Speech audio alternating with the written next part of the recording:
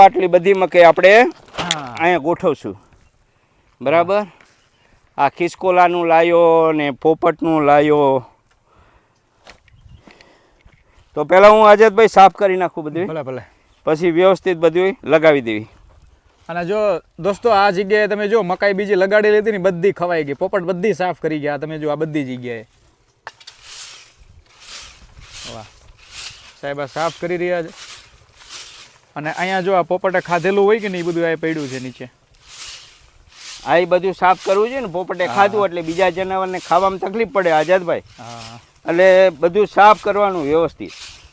રોજ બરોજનો આ નિત્યક્રમ તમારો? હા દરરોજ આ જ્યાં પોઈન્ટ છે ને હા હા એ બધી જગ્યાએ સાફ કરીને પછી જ એને અનાજ ભરવાનું. વાહ વાહ.